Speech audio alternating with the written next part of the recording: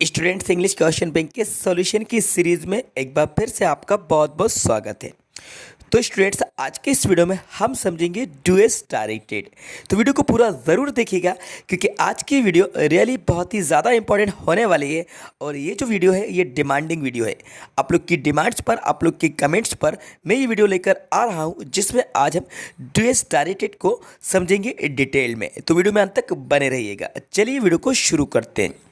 तो स्टूडेंट देखिए, हमने पहले की वीडियोस में इंग्लिश ग्रामर के फिलप्स को डिटेल में कवर कर लिया था।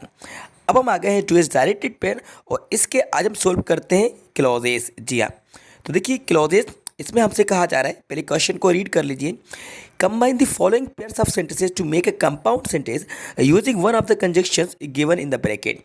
मतलब हमारे सामने जो सेंटेंसेस दिए गए हैं, इन सेंटेंसेस को आपको कंबाइन करना है और कंजक्शन का यूज़ करते हुए जो आपको ब्रैकेट में दिए गए हैं, इन कंजक्शन की हेल्प से हमें सेंटेंस को कंबाइन कर देना है। ठीक है, कंपाउंड सेंटेंस आपको बनाना है। तो चलिए वन बाय वन इनको सोल्व करते हैं। तो हमारा पहला क्वेश्चन है, let me come in full stop I will break down the door. Let me come in I will break down the door, but else या एंड। अब इन तीनों में से या तो ये बट से कनेक्ट होगा या एल से या फिर एंड से। चलिए पहले इसको ट्रांसलेट करते हैं, समझते हैं कि ये इनमें से कौन से वर्ड से कनेक्ट होगा, कौन सा सुटेबल कंजक्शन है। देखिए लेट मी कम इन मतलब होता है मुझे अंदर आने दो। लेट मी कम इन, मुझे अंदर आने दो। I will break down the door, मैं दरवाज़ा तोड़ दूंगा।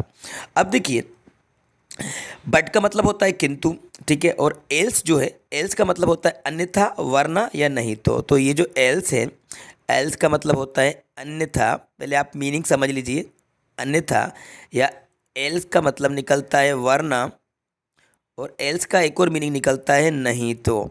क्या होता है बच्चों? नहीं तो। ठीक है, अन्यथा, वरना या नहीं तो, ये मीनिंग निकलते हैं एल्स के। और एंड का मतलब आपको पता ही है। ठीक है, तो अब देखिए क्या कहा जा रहा है कि लेट मी कम इन, मुझे अंदर आने दो। I will break down the door. अब आप खुद ध्यान लगाइए कि यहाँ पर ये जो सेंटेंस है ये बट से कनेक्ट होगा या फिर एल से कनेक्ट होगा। तो इसका जो राइट आंसर होगा वो एल होगा, एल्स होगा। तो इसको एल से कनेक्ट करना होगा। कैसे कनेक्ट होगा देखिए, आपको सेंटर में लगा देना है एल्स। जी हाँ, यहाँ पर बीच में आपको एल्स का यूज़ करना है। Let me come in else I will break down the door, मतलब मुझे अंदर आने तो, अन्यथा मैं दरवाज़ा तोड़ दूंगा। मतलब अन्यथा या वरना या किंतु जो मीनिंग निकल रहा है या नहीं तो, वहाँ पर हम एल्स यूज़ करेंगे। तो बीच में आपको एल्स लगा देना है। तो आंसर हमारा क्या बनेगा? Let me come in else I will break down the door. Okay, clear है? तो इसको एल से आपको कंबाइन कर देना है। ठीक है स्टूडेंट्स, नोट कर लीजिए। जो भी क्वेश्चन के आंसर आपको यहाँ पर बताया जा रहा है उसको नोट करते जाइएगा। ठीक है, क्लियर है? फुल स्टॉप के प्लेस पर आपको एल्स लगा देना है। चलिए आगे बढ़ते हैं क्वेश्चन नंबर सेकेंड पे। She may call a physician, she may consult a vaid, either or या बट या अदरवाइज। तो यहाँ पर देखिए टू ऑप्शंस हैं, दो विकल्प है। शी में कॉल फिजिशियन, वे फिजिशियन को कॉल कर सकती है, या शी में कंसल्ट अ वेद, या वे एक वेद से कंसल्ट कर सकती है या वेद से मिल सकती है। तो भाई दो बातें हैं, या तो वो फिजिशियन से कॉल कर सकती है, फिजिशियन को कॉल कर सकती है, या फिर वो वेद से कंसल्ट कर सकती है। तो इसको कंबाइन किया जाएगा आइदर और से, क्योंकि आइदर और का मतलब होता है या तो ये या तो वो। क्या मतलब होता है आइदर और का? पहले मीनिंग समझ लीजिए, या तो ये या तो वो। मतलब जब हमारे सामने टू ऑप्शंस होते हैं, दो विकल्प होते हैं, तो उन दो विकल्प में हम आइदर और का यूज़ करते हैं। ठीक है, तो यहाँ पर दो ऑप्शन है, एक तो भाई फिजिशियन को कॉल करना है, दूसरा वेद से कंसल्ट करना है। दो ऑप्शन है ना, तो आइदर आर से कनेक्ट होगा। कैसे होगा चलिए जान लेते हैं। तो स्टार्टिंग में हम लिखेंगे शी में, तो यहाँ पर आपको राइट कर देना है शी में। ठीक है, फिर आप शी में के बाद यहाँ पर देखिए कॉल अ फिजिशियन है और उसके बाद कंसल्ट अ वेद है। तो यहाँ पर आप पहले लगा दीजिए आइदर, क्योंकि पहला ऑप्शन यहीं से स्टार्ट हो रहा है। शी में आइदर कॉल अ फिजिशियन आ जाएगा फिर, तो राइट कर दीजिए कॉल अ फिजिशियन लिखा है, तो आप यहाँ पर लिख दीजिए PHYSICIAN। शी में कॉल, बस शी में आइदर कॉल अ फिजिशियन। ठीक, इतना लिख लिया। इसके बाद आप बीच में लगाइए और। ठीक, अब ये शी में कॉमन है तो इसको हमने एक बार लिख लिया है, डबल से हम इसको रिपीट नहीं करते।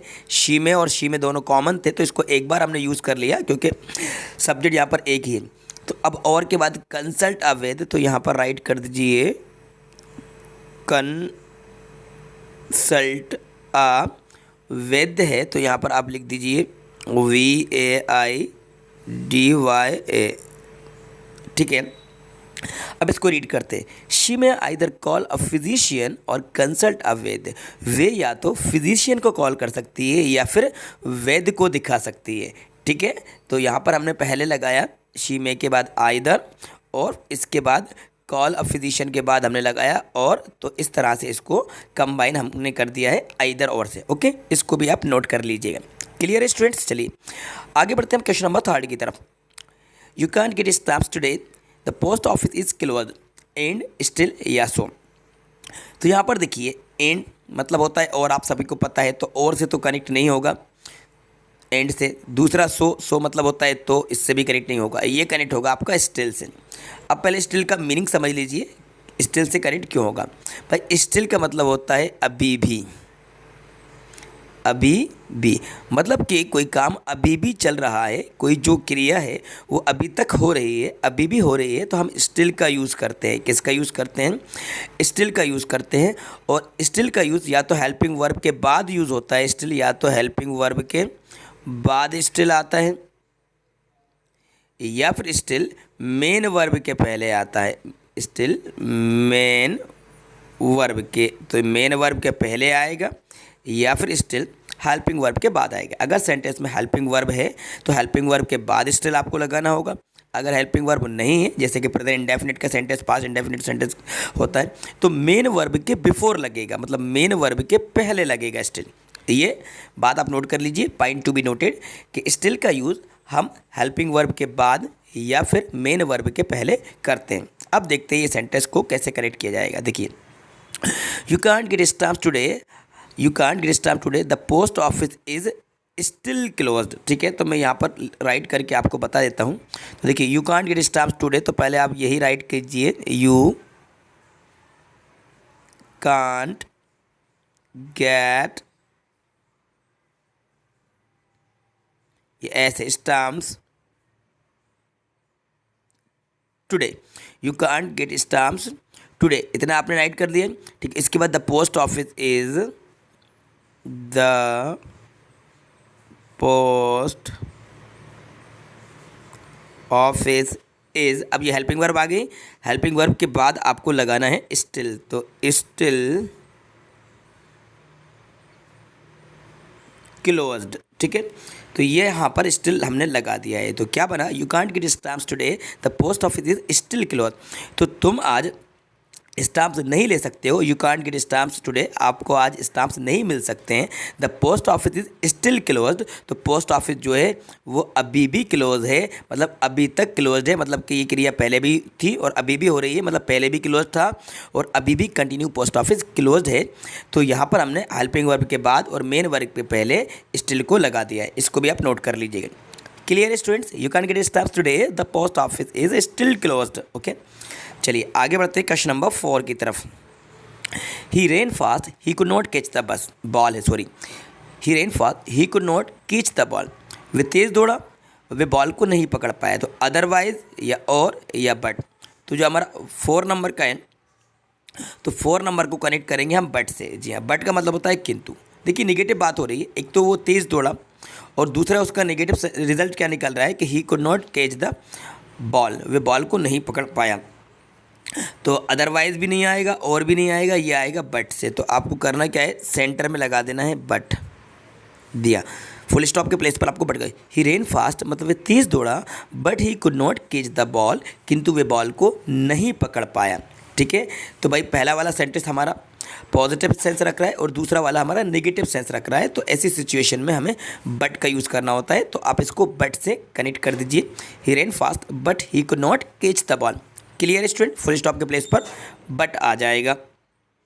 सो स्टूडेंट्स, हमारा नेक्स्ट एग्जाम्पल है, she worked pretty hard, she failed in the examination. अब देखिए, इसको कंबाइन करना या तो येट से होगा, एंड से होगा, या फिर देयरफॉर से होगा। तो स्टूडेंट्स देखिए, मैं आपको बता देता हूँ, ये जो सेंटेंस है इसको कंबाइन किया जाएगा येट से। जी हाँ, येट से ये कंबाइन होगा। येट का मतलब होता है फिर भी या फिर तब भी, तो इस बात को आप नोट कर लीजिए। येट का मतलब होता है फिर भी या फिर तब भी। क्लियर है ना? तो येट का मीनिंग निकलता है फिर भी या फिर तब भी। अब सेंटेंस को ज़रा ध्यान से देखिए, ये है हमारा सेंटेंस 5th नंबर का। शी वर्कड प्रेटी हार्ड, मतलब कि उसने कठिन परिश्रम किया।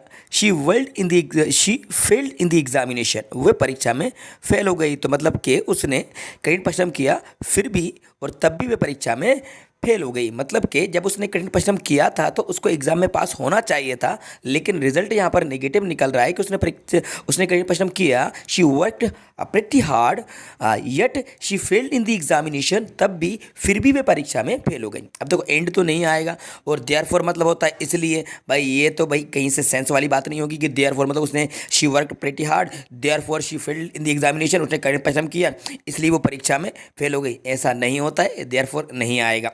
ठीक है, यट आएगा, और यट को आपको कहाँ पर लगाना है?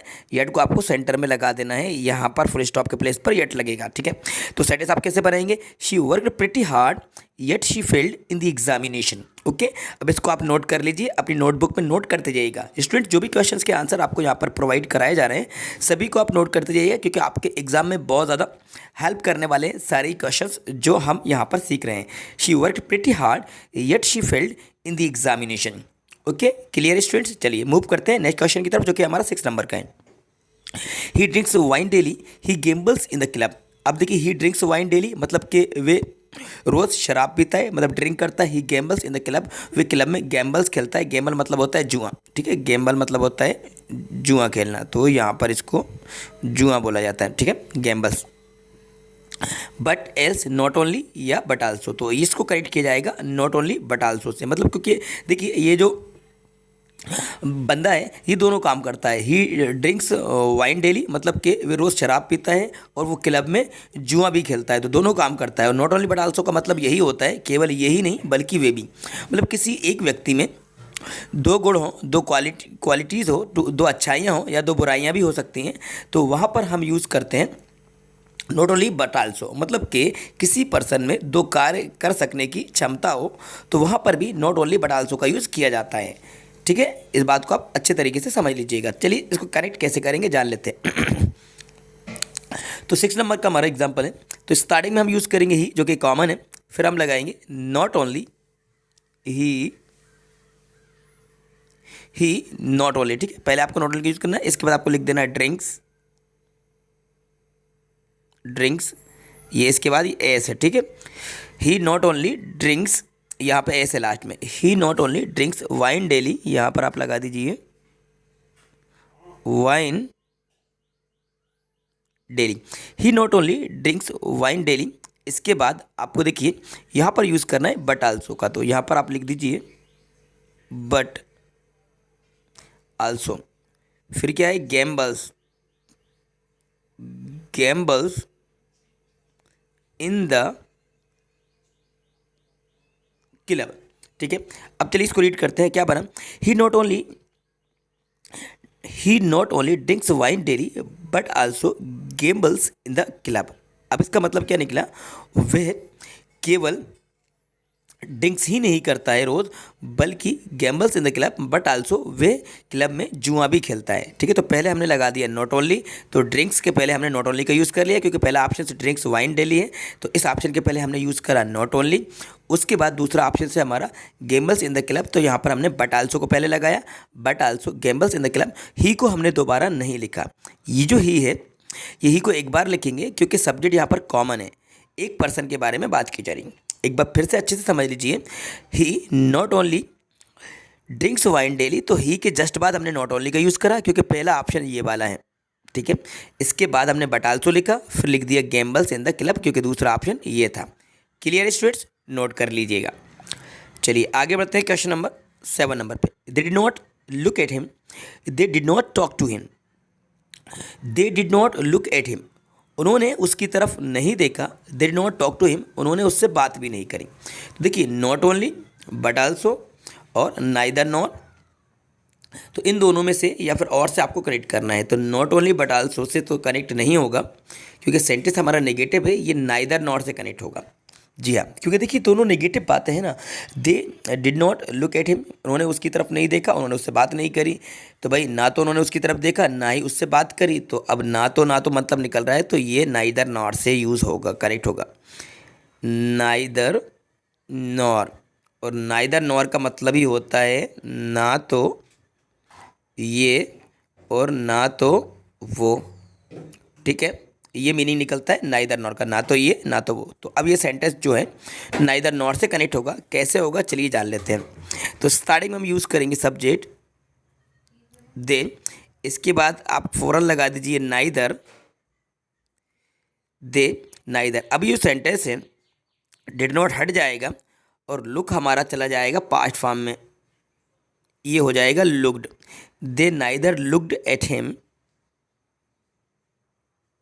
क्योंकि सेंटेंस हमारा अफर्मेटिव हो जाएगा, सेंटेंस हमारा ऑलरेडी नेगेटिव था और नाइदर नॉर वाला सेंटेंस नेगेटिव ही होता है, लेकिन जब हम नाइदर नॉर का यूज़ करते हैं तो उसको अफर्मेटिव बनाते हैं, बिकॉज नाइदर में नॉट इंक्लूडेड होता है, पहले से ही नाइदर में नॉट जुड़ा होता है, इसलिए तो उसका मतलब निकलता है ना तो, ठीक है। तो दे नाइदर लुक्ड एट हिम, इसके बाद बीच में आप यूज़ कर लीजिए नॉर, फिर दे डिड नॉट, कॉमन है डबल से मत लिखिए, टॉक की पार्ट फॉर्म लिख दीजिए talk, TALKED, talked to him, to him, ठीक है। अब सेंटेंस कैसे बना, दे नाइदर, तो यहाँ पर हमने यूज़ करा है नाइदर का, दे नाइदर लुक्ड एट हिम, उन्होंने ना तो उसकी तरफ देखा, नॉर टॉक्ड टू हिम, और ना ही उससे बात करी, ठीक है। दोनों नेगेटिव सेंस निकल रहे थे, उन्होंने ना तो उसकी तरफ देखा ना ही उससे बात करी, तो दे नाइदर लुक्ड। अब इसको V2 कर दिया है हमने, चेंज कर दिया है पास्ट में, क्योंकि सेंटेंस हमारा पास्ट का ही था, पास्ट का नेगेटिव था, अफर्मेटिव बनाया तो लुक की पास्ट फॉर्म हमने लुक्ड यूज़ कर ली है, ठीक है। लुक्ड एट हिम नॉर, और टॉक की पास्ट फॉर्म में टॉक्ड यूज़ कर ली, टॉक टू हिम, ठीक है। इसको भी आप नोट कर लीजिएगा। आगे बढ़ते हैं क्वेश्चन नंबर 8 की तरफ। You can take a pen, you can take a book, आप पेन ले सकते हैं, आप बुक ले सकते हैं। यहाँ पर भी दो ऑप्शंस दिए जा रहे हैं, दो विकल्प दिए जा रहे हैं, तो आइदर और या बट या एल्स। तो इसको आइदर और से कनेक्ट किया जाएगा। तो आइदर से कनेक्ट कैसे होगा, देखिए स्टार्टिंग में आप यूज़ करेंगे you can take, you can take तक कॉमन है। अब पहला ऑप्शन क्या है, अ पेन, तो यहाँ पर आप लगाइए either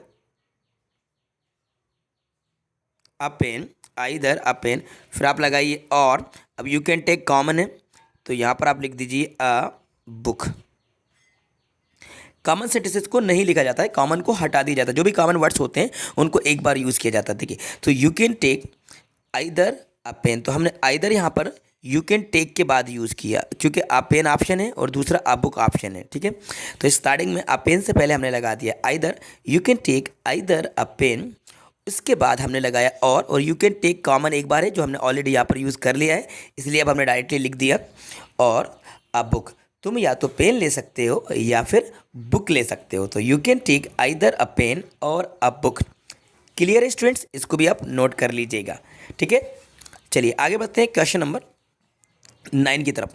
higher a taxi you can't catch the train, मतलब कि टैक्सी हायर करो, तुम ट्रेन नहीं पकड़ सकते, तो बाई एंड बट या अदरवाइज। तो ये हमारा क्वेश्चन नंबर 9 है, इसको हम अदरवाइज से कनेक्ट करेंगे, क्योंकि एंड से और बट से तो कनेक्ट नहीं होगा, ये अदरवाइज होगा। अदरवाइज का मतलब होता है अन्यथा, मतलब कि इसमें 2 कंडीशंस होती हैं, 2 शर्त होती हैं, और अगर पहली शर्त को आप नहीं मानते तो दूसरा जो रिजल्ट आता है वो ऑटोमेटिक आ जाता है हमारे सामने। जी हाँ, कि जब भी आपको अदरवाइज से सेंटेंस को कनेक्ट करना हो तो आपसे पहले एक बात कही जाती है, एक आपको शर्त मानने के लिए कहा जाता है, पहली कंडीशन आपको दी जाती है।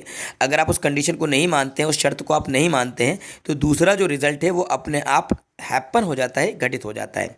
तो कैसा, देखिए, जैसे कि हायर अ टैक्सी, आपसे कहा जा रहा है कि भाई आप टैक्सी हायर कीजिए, ठीक है, आप टैक्सी हायर कीजिए, और यदि आप टैक्सी हायर नहीं करते तो दूसरा रिजल्ट क्या होगा, you can't catch the train, के आप ट्रेन नहीं पकड़ सकते हो। मतलब कि ट्रेन पकड़ने के लिए आपको टैक्सी हायर करना ही होगा। जी हाँ, ट्रेन पकड़ने के लिए आपको टैक्सी हायर करना ही होगा। अगर आप टैक्सी हायर नहीं करते तो आप ट्रेन नहीं पकड़ पाएंगे, ठीक है। तो आप लगा दीजिए सेंटेंस के बीच में अदरवाइज, यहाँ पर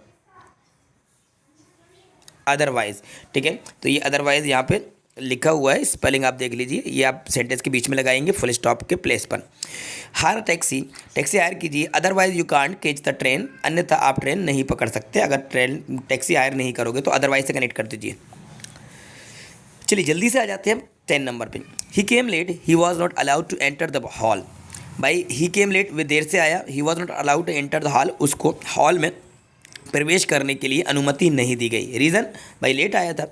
तो क्वेश्चन आपका जो 10 नंबर का है, इसको हम देयरफॉर से कनेक्ट करेंगे, क्योंकि देयरफॉर का मतलब होता है इसलिए। इसलिए भाई परिणाम बताया जा रहा है, रिजल्ट बताया जा रहा है, क्योंकि पहले रीज़न है कि ही केम लेट, ये रीज़न है, तो यहाँ पर रीज़न बताया है कि ही केम लेट, और जब रीज़न है तो उसका रिजल्ट क्या निकला, he was not allowed to enter the hall. तो आपको करना क्या है, यहाँ पर सेंटर में आपको लगा देना है देयरफॉर। ठीक है, देयरफॉर आपको फुल स्टॉप के प्लेस पर यूज़ करना है। ही केम लेट, वे देर से आया, therefore he was not allowed to enter the hall, इसलिए उसको हॉल में प्रवेश करने की अनुमति प्रदान नहीं की गई, उसको हॉल में एंटर नहीं होने दिया। रिजल्ट मतलब रीज़न क्या था, वो देर से आया था।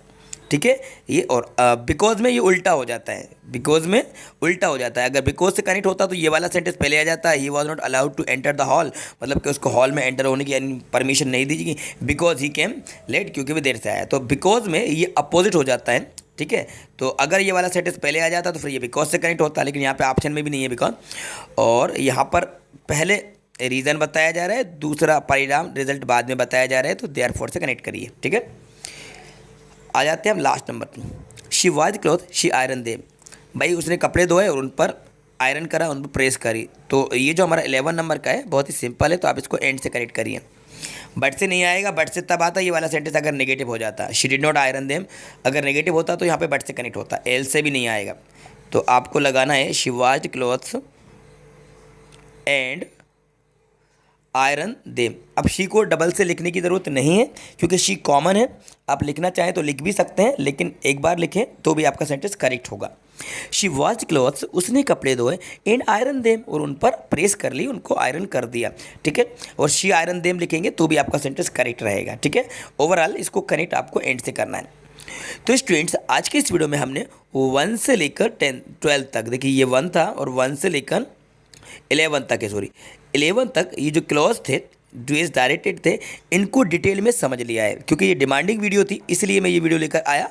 ऑलरेडी हमने सेक्शन जो डी है उसकी सीरीज़ को स्टार्ट कर दी थी। टेक्स्ट हमारे जो एक्सटेट है, एक्सटेट का सॉल्यूशन आपको प्रोवाइड कराया जा रहा है, लेकिन आपकी डिमांड थी, इसलिए हमने उस टॉपिक को वहीं पर अभी स्किप करके ये क्लॉज वाले टॉपिक को स्टार्ट कर दिया है, और हमने यहाँ पर आपको ग्रामर का सॉल्यूशन डिटेल में प्रोवाइड करा दिया है। तो बस आपसे एक छोटी सी रिक्वेस्ट है कि आप हमारी वीडियोस को लाइक ज़रूर करा करें, वीडियो को लाइक कीजिए और अपने सारे फ्रेंड्स को ज़्यादा से ज़्यादा शेयर कीजिए। यदि आप वीडियोस को शेयर करते हैं और वीडियोस पे ज़्यादा व्यूज़ आते हैं, आपका सपोर्ट मिलता है, और भी अच्छी सी वीडियोज़ आपके लिए लाई जाएंगी, डिमांडिंग वीडियोज़ भी आपके लिए लाई जाएंगी, और जल्द ही लाइव क्लास भी स्टार्ट कराई जाएगी। इसलिए आप हमारी वीडियोज़ को लाइक करा करो, अपने सभी दोस्तों के साथ, सभी फ्रेंड के साथ शेयर करा करें, और चैनल पर नए हैं तो चैनल को सब्सक्राइब भी ज़रूर कर लीजिएगा। तो आप कमेंट्स करके ज़रूर बताइए ये वीडियो आपको कैसी लगी। देखते रहिए, सीखते रहिए। Thanks for watching.